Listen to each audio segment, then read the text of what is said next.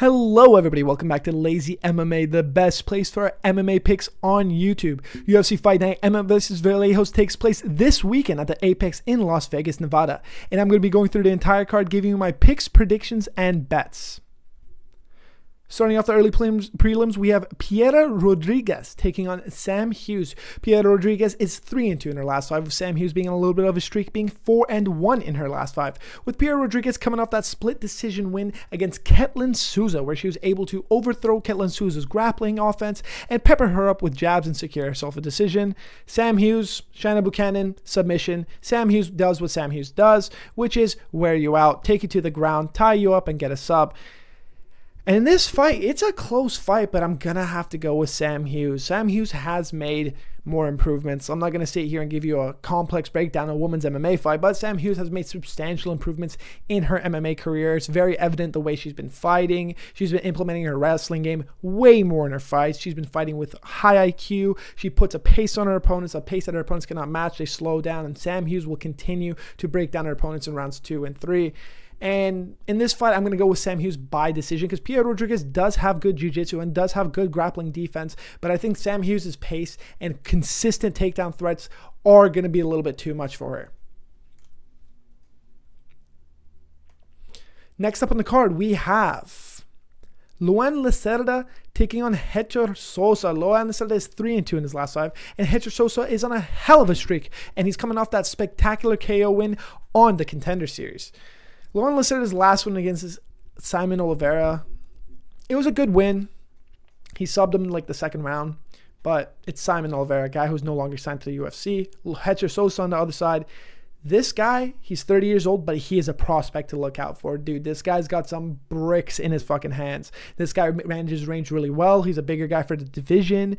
I think that he's going to actually go on a little bit of a tear at 135. Maybe the higher ranked guys can give this guy a little bit of trouble by mixing in the grappling, but if you do not mix in the grappling against a guy like Hector Sosa and he's able to put a pace on you, man, he will have you backing up against the cage the entire fight. Him having center dominance of the cage gives him that knockout opportunity to land on his opponents, and I think that's exactly what's going to go on in this fight here. I'm not going to sit here and sugarcoat it. Luan Lacerda's saving grace is going to be the takedowns, but I think Hector Sosa is going to be able to stuff the takedowns, utilize his leg kicks to slow down the takedown attempts, and continue to push up Luan Lacerda against the cage where he's going to land that overhand right in spectacular fashion and just lay him out, man. Unfortunately, I just don't think Luan Lacerda is that good. I think that his grappling offensive capabilities are not that good, especially when he gets taken down. The guy has great grappling offense, but in order to get the takedowns himself, he's not a great grappler. And I think that Hector Sosa is going to be step ahead of him the entire fight. And I think he's going to find that knockout blow in rounds 1 or 2. Moving up the card, we got Bia Mesquita versus Montez Rendon. Listen, guys, I didn't do a lot of research for this fight. Frankly, I don't know too much about who these chicks even are. I watched a little bit of Mia Mesquita's last fight against Irina Elyskova. I did watch that fight, and she did pepper up Irina Elyskova, managed her range really well, eventually got down the arena to the ground, landed some devious ground and pound, shattered up that girl's nose, locked up a sub, and the story. On the other side, we have Montes Rendon, Alice Pereira split decision. I did see that as well, where both the chicks just jabbed each other, and then one of them was able to take a split decision. Man, I got Bia Mesquita in this fight. I'm not going to sit here and give you a really diverse breakdown. Montes Rendon is not that great. Doesn't really belong to be in the UFC. Mia Mesquita does at least have some great grappling offense capabilities and manages range really well. And I think she's going to come out there and lock up a decision victory, maybe 30-27. Moving up the card, we have Brad Tavares taking on Eric Anders. Brad Tavares is 2-3 in his last 5, and Eric Anders is 3-2 in his last 5, coming off that spectacular KO loss against CLD, where he was absolutely flatlined and highlight reeled. The books have these at pretty much even odds, and I would price it at the exact same. See, both of these guys are older Utes. Both these guys are coming off some spectacular KO losses. Both these guys are not the greatest, and they're unks. They're veterans of the game. You know, Brad Tavares needs no introduction. This guy's fought everybody and anybody. He even fought Jung Young Park, which is like the Iron Turtles coming up. Eric Anders did fight CLD. Eric Anders, his only win, like his only most recent win was against Chris Weidman, and Chris Weidman is, you know, he was old at that time, broken down, battered, and never really gained full remobility of his leg. In this fight, I'm going to go with Brad Tavares. I'm going to go with Brad Tavares by decision because though neither of these guys, I don't think either of these guys really pose a danger threat here, man. They've gone older in age, and especially when it comes to rounds 2 and 3, these guys slow down substantially, and they go from throwing multiple punch combinations to just peppering jabs and crosses to secure himself a decision victory. And Brad Tavares is a guy who's got elusive movement. He's quick on his feet. He circles the cage really well. And Eric Anders likes to plant his feet and is very flat-footed. I think optics and output will be on the side of Brad Tavares, and for that reason, I am going to pick him by decision. Moving up the card, we have Balaji Oki taking on Manuel Sosa. Balaji Oki is coming off that loss. I think it was sub or KO. It was KO loss against Mason Jones, where he came out really hot in the very first round. Looked like he was going to finish Mason Jones on multiple occasions, but the fight slowed down. Mason Jones was able to take over, utilizing his leg kicks, his grappling, and he just wore down Balaji Oki to the point that he got full mount on him, rained down elbows, and that was that. Manuel Sosa, on the other hand, is a debutant in the UFC now. He is coming off that spectacular KO win on the Contender Series against Christian Perez.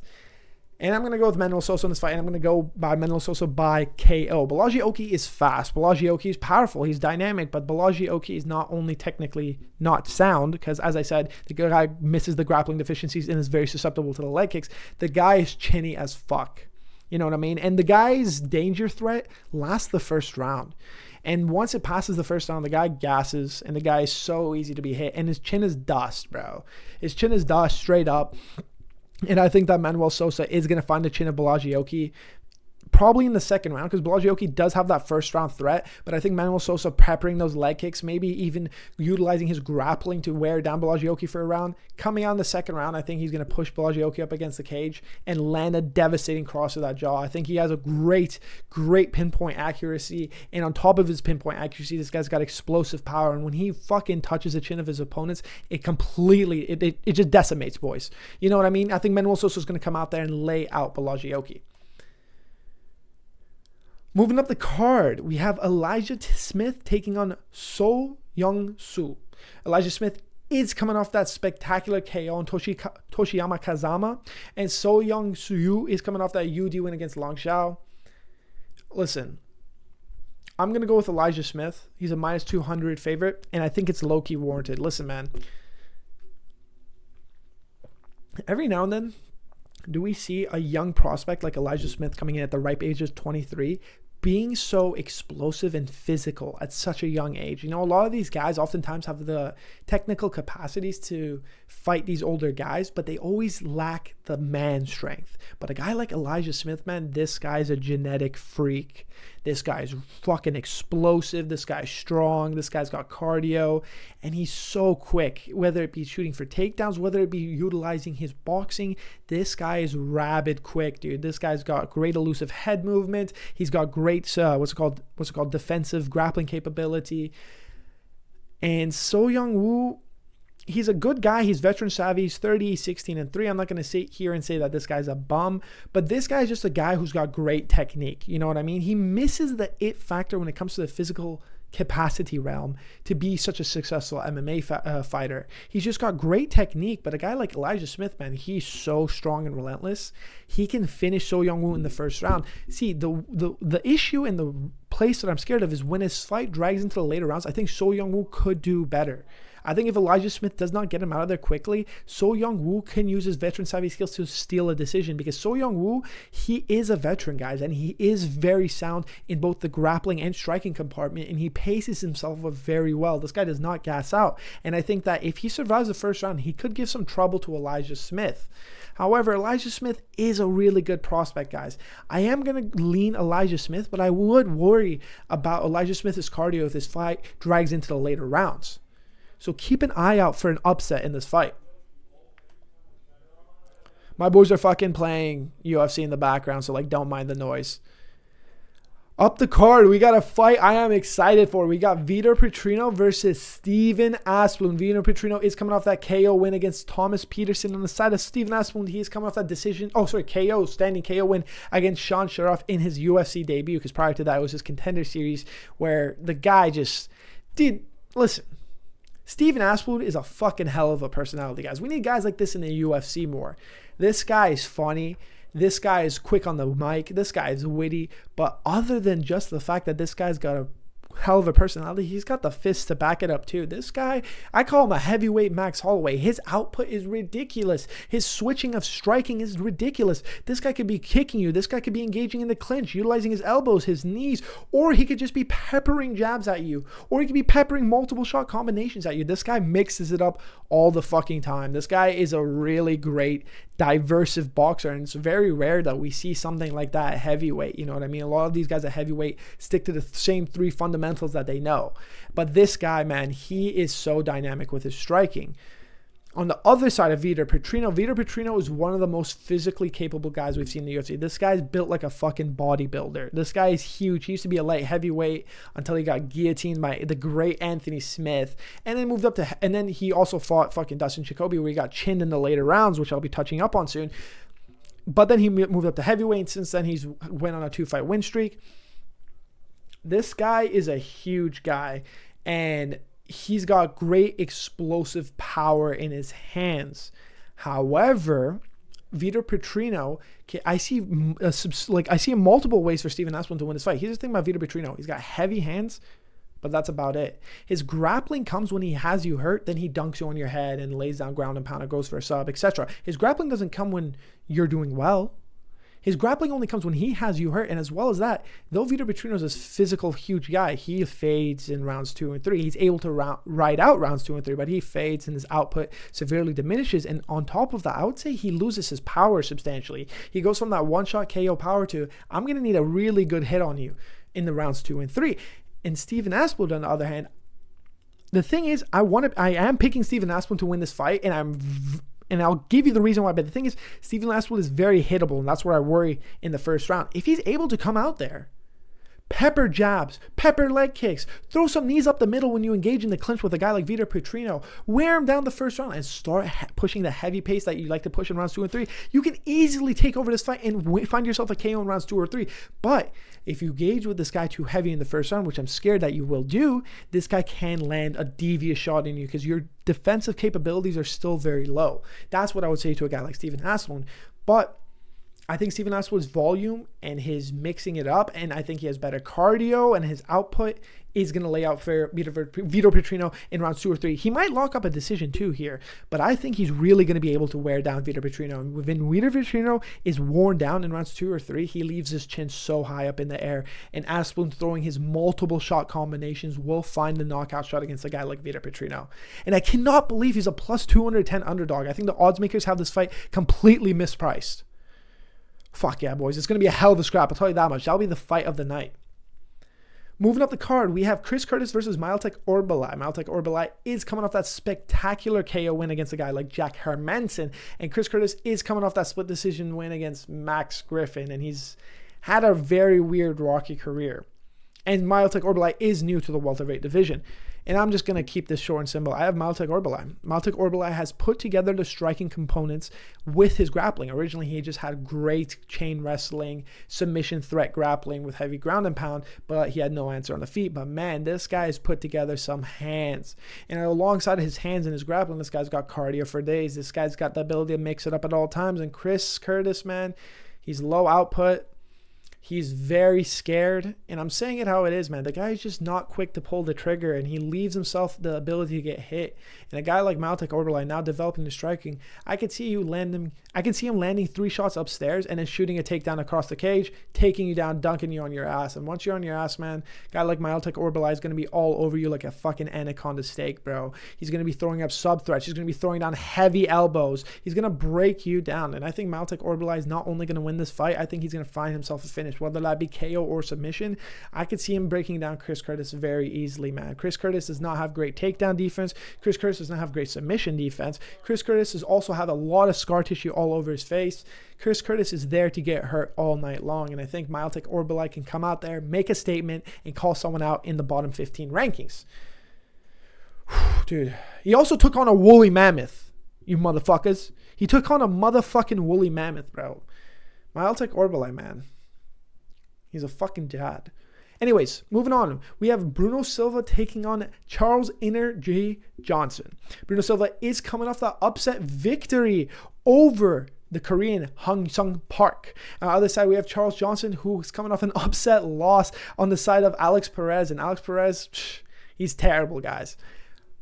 But I'm still going to go with Charles Johnson. I think there's a lot of recency bias here because I think the bright lights got to Charles Johnson. You see, Charles Johnson, in this last 7 fights that he's won, except the one fight that he lost to a juice monkey, he was an underdog every single time, and people counted him out. And there came the time that now he's the favorite. Now he's an opportunity to break in the rankings, something that's been owed to him for so long. And I think the lights got too bright. He got too cocky, didn't respect Alex Perez, kept pushing forward towards him, did not take a step back whatsoever, didn't respect his power, and got chinned.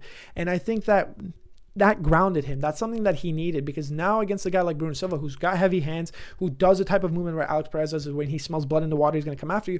I think he's going to fight this fight very smart, manage range, and pepper shots with his length, because Bruno Silva is a very short guy for his division. He's only 5'4", with Johnson being 5'9". With Johnson having a 4-inch reach advantage over this fight, he has the length component and he has the striking capability to break down Bruno Silva and find himself a finish and get back into the conversation. He just really needs to play his range well, and I think he will do that. I think he will break down Bruno Silva, either find himself a unanimous decision victory or even find a finish in the 3rd round. He's notorious for that, man. After busting up your nose, your face, and throwing off your striking game, he finds that cross in the 3rd round and lays you out. And I think that's exactly what he's going to do in this fight and get himself back into the conversation of being into the rankings. So I am going to go with Charles Johnson at minus 200, which is a little bit steep considering he is coming off a knockout loss. Now, we're going to the headliner of Omar Sy versus Ion Cutelaba. Ion Cutelaba is coming off that controversial split decision loss against Modestas Bukauskas. Omar Sy, on the other hand, is coming off that KO win against Brendan Ribeiro, but before that, he is coming off a loss against Alonzo Menefield. And I'm going to go with... It's low-key a hard pick, because though Omar Sy is very physically scary and he's got heavy hands and grappling, the guy is kind of a bitch, man. He doesn't want to be hit. But I still have to favor the side. Dude, you know what? Fuck it. Fuck you, Omar Sy. I'm going with the Hulk here. I'm going with Ion Cutelaba. I think Ion Cutelaba is still a veteran and he's still very skilled, bro.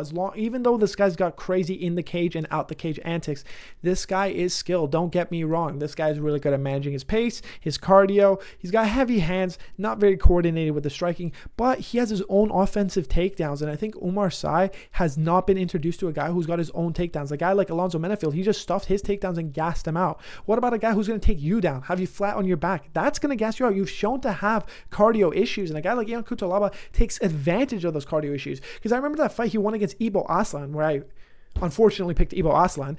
That's exactly what he did. He basically exposed the fact that Ibo Aslan was so dependent on one component of his game that when someone mixes up on him, he gets gassed out, tired, and left open for a submission. I think Ion Cutelaba could come out there, give us a vintage performance, and even sub Omar Sy in the later rounds.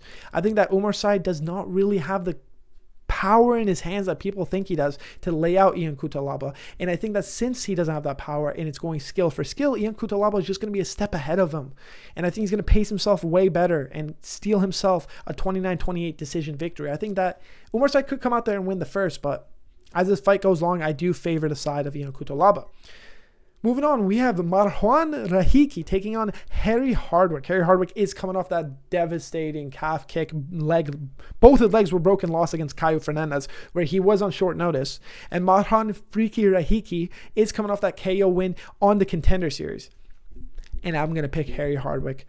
Fuck everybody picking Marwan Rahiki. He's not ready for this shit. The Hardwick brothers got something for him he ain't ready for. Jokes aside, Marwan Rahiki He's got power. He's got crazy dynamic striking, but he's too reckless. This guy is still too much of a rookie. He's still too much of an inexperienced fighter to take on a guy like Harry Hardwick. I think Marhan Rahiki could come out there and have a spectacular first round, but he's going to leave himself so many holes to be open for a guy like Harry Hardwick to pick apart. Harry Hardwick and his brother have been in the LFA and Cage Warriors forever. These guys have fought the best regional scene opponents forever. And he's finally having an opportunity to step up, and I don't think he's going to waste that opportunity. I think that he does lack a physical, explosive component that we like to see in UFC fighters, but he has the MMA knowledge to pick apart an inexperienced fighter in Marhan Hardwick. And I think that Harry Hardwick is going to come out there and take advantage of Marhan's inexperience, pepper up the leg kicks, throw out his jab, introduce the grappling, wear him down, and take himself a 29-28 unanimous decision victory after losing the first.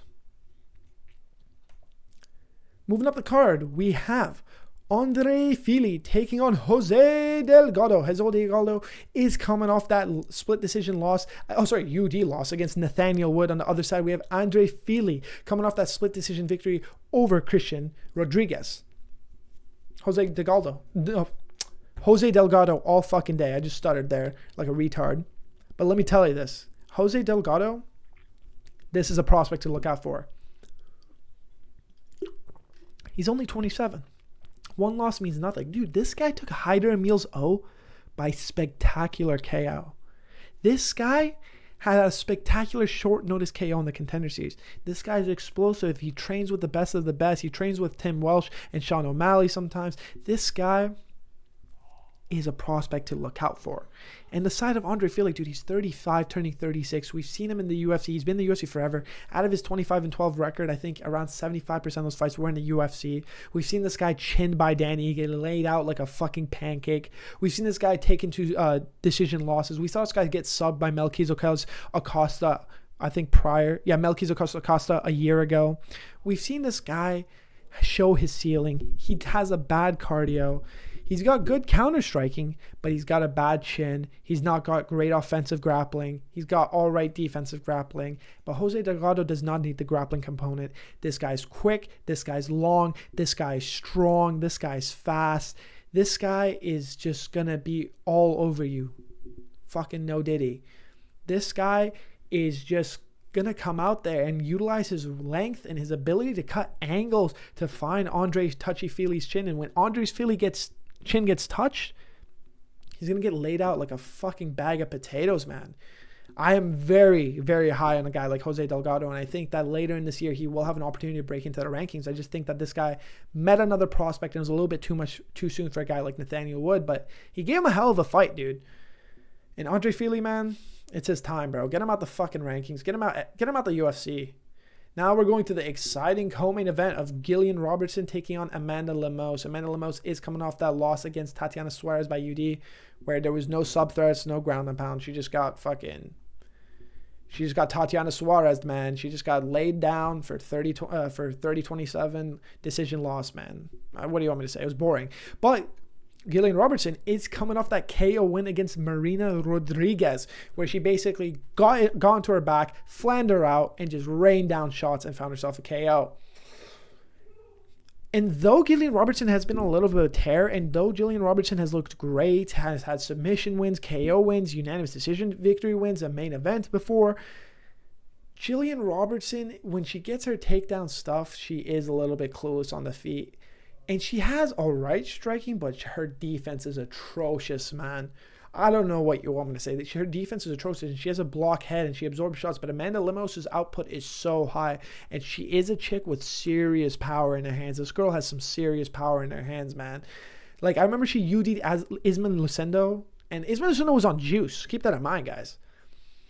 Amanda Lemos just needs to mitigate the takedowns, and I know she just lost to two grapplers in Zhang Weili. She got out-grappled by Zhang Weili and got out-grappled by Tatiana Suarez. Gillian Robertson doesn't have explosive takedowns. As long as Amanda Lemos doesn't let her take her to the cage, I think that Amanda Lemos can win this fight. I'm still going to lean Gillian Robertson because age is on her side, the streak is on her side, and even the stylistic matchup is on her side. But I'm just scared that her takedowns are not enough, bro. Because her takedowns are not extremely impressive to me, man. If she gets you across the cage, she'll take you down. She uses judo. She'll tie up your legs. It doesn't matter. But if she doesn't get you across the cage, she doesn't shoot a takedown. A lot of these women don't shoot takedowns in the middle of the cage. They don't have the explosive ability to shoot a double leg. And I think Amanda Lemos's constant movement could circle around Jillian Robertson, not giving her an opportunity to get a takedown. And she might steal the fight, but I have to lean her. She is also Canadian, so I have to lean Jillian Robertson. Moving up the card, we have the main event of the evening. Josh Emmett is taking on Kevin El Chino Vallejos. Josh Emmett is coming off that submission loss against Youssef Zalal. Kevin Vallejos is coming off that crazy double spinning back fist against Giga Chikadze, and he absolutely just flatlined him. Like, who does that to Giga Chikadze? And I want to pick Kevin Vallejos in this fight. Dude, this guy went to a split decision loss against Gene Silva in the Contender Series and gave him a hell of a fight. This guy had a really great fight, even though he looked a little bit weak, against another great prospect in Danny Silva. And that win against Giga was great. But on the betting aspect, dude, a minus 500 is crazy. Dude, Josh Emmett is old. Josh Emmett is, kind of ass. And he has a lot of holes in his game. But Josh Emmett is still a veteran. Josh Emmett still has 5-round cardio and 5-round experience. Josh Emmett still has crazy power in his hands. And Kevin Vallejos, man, the fight that he had against Danny Silva, even though he won a unanimous decision victory, to me it was bad optics. I really think the output drop from the first to the third round was so observable. It was so easily seen. And I think that kind of concerns me because this is a 5-round fight. And if you remember, dude, Josh Emmett, man, this guy's got a hell of a chin. This guy... It was the first 50-42 loss in UFC history against Ilia Topuria. But, dude, Ilia Topuria hit him with the fucking meanest shots you can.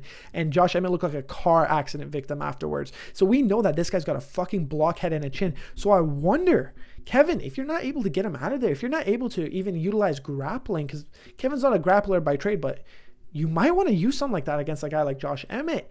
And if you're not able to exert your dominance in the first 2 rounds, could Josh Emmett take over this fight? I think he can, man. And Vallejos does get touched up a little bit.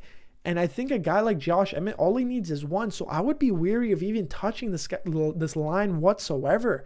It's kind of crazy to me that he's a plus 375 considering this is Vallejos' 4th fight in the UFC.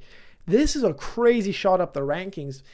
And I'm scared it might be a little bit too much too soon. Like 5 rounds? I'm scared Kevin does not have the cardio for it. Now, granted, I don't know yet because there's just so many variables. But if he does, I think that he does have the technical capability to basically take Josh Emmett to a decision victory and basically just outpoint him. Because Josh Emmett, he kind of relies on power shots and not output, so that's bad for optics. But if he doesn't have the cardio, man, Josh Emmett could find himself a KO in rounds 4 and 5. So I would be wary of that line. But it is going to be a banger of a fight. And I think that these guys are going to fucking meet in the middle of the octagon like gladiators.